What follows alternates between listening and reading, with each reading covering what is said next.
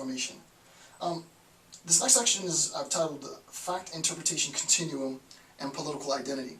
I want to move now from just, tacitly discussing political identity to a discussion of political identity. So let's just briefly look at this idea of political identity, right? There's no separation between fact and interpretation, right?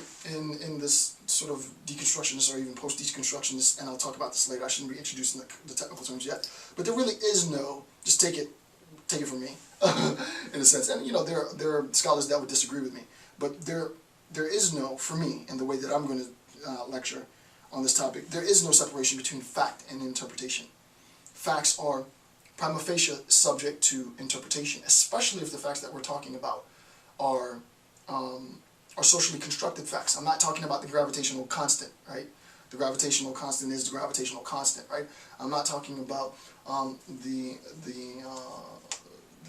molar mass of some chemical, right? That is what it is. That's not up for interpretation. Those facts are fixed. So we're not talking about hard science facts. What we're talking about are socially constructed facts. And I won't even say hard science facts because it's always inference to the best explanation. But specifically, I'm referring to socially constructed and facts that are consequences of social construction, right? We have to look at the relationship between fact and interpretation. My argument is not like this, where we have that which is, you learn this in like 3rd or 4th grade, right? Facts are objective. And those objective things are outside, right? And sort of like this, we still have remnants of substance ontology littered through everything. Philosophers, we got away with that. Some of us, not all of us, got over that, a couple hundred years ago.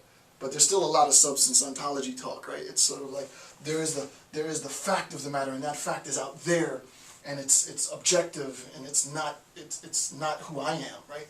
And then we have interpretation, and this is subjective, right? And this is like the inside, right? We still have a lot of our language, a lot of our literature, a lot of our politics, a lot of everything that we do daily. Even as a philosopher who's well trained in this stuff, I find myself using this language because it's almost impossible to escape the inside-outside subject-object, ontology. This substance ontology, right? It's almost inescapable.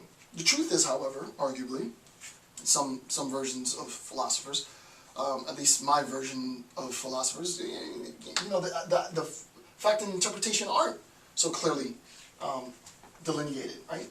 There's a sense in which interpretations influence our understanding of facts, and facts influence how we interpret the content. And I've done lectures on this with respect to Immanuel Kant's articulation of the function of the categories, right? The categories are, in a sense, the hardware with which this content information is deciphered. And it's the association between the hardware and the software that allows me to arrive at meaning in the world. And similarly, it's, I would argue, as a fairly good philosopher, I would imagine, that it's really this, right? All of this leads to meaning, importance, significance, right? All of this leads to meanings, importance, significance. I had a follower, someone who watches the videos, asked me, and I'm actually thinking about doing it. I'm just going to have to wait till I finish all my, I have a series of things that I need to do, but after I finish that, I do want to, he said, can you do a video on meaning? And like, what does meaning mean? And I thought that was really cool, so I was like, yeah, it's going to take me maybe a month or so to prepare it. But I want to go in depth on meaning, right? Just what is meaning? What does meaning mean? Like a meaningful analysis, right? It's really all about meaning. I had another person that says, I forget who it was, they're like, keeping it real, like philosophical conceptions of reality, right, in ontology or something. I got a lot of good video ideas, and I'll be doing those as well. Those are the first two that come to mind. The next ones I have. Well, But all of these factors, it's not that fact and opinion are so different from each other, that all of this helps to create meaning. It's this meaning, it's this significance, it's this, it's this, it's this, it's this. It's so important. It's this that the political attaches. Its meaning, right? The political identifies itself, links itself, combines all of this in meaning in the form of patriotism, in the form of nationalism, in the form of naturalization, as we'll talk about later. Right? The significance, the important is, you know, I need to, at a political level, I being sort of the politic as such, needs to identify the importance of being whatever it is that you are, say American, right? The meaning of being American, what does it mean, right? To say that I'm an American, what does that mean?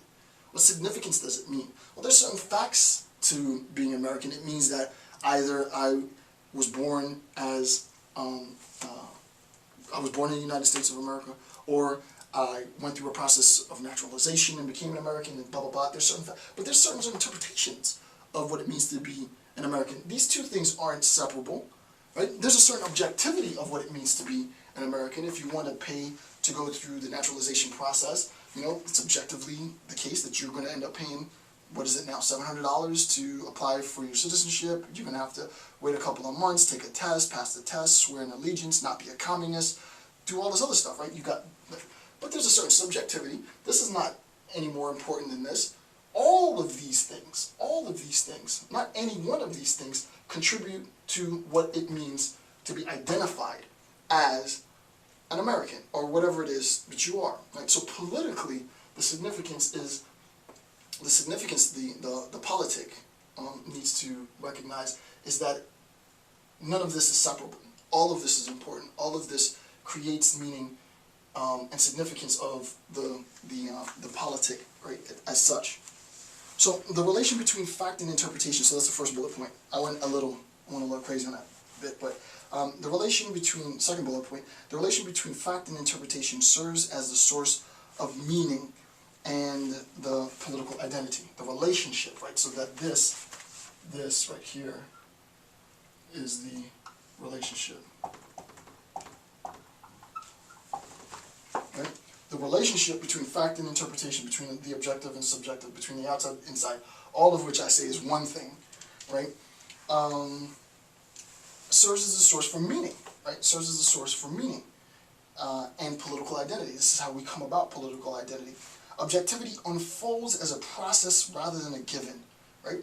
Objectivity unfolds as a process rather than a given, right? In a Hegelian sense, there is a certain objectivity, but it unfolds through time, right? It unfolds through time, gradually, very organically, right? There is no rushing or postponing. There's no deferring. It unfolds as a succession of time, right?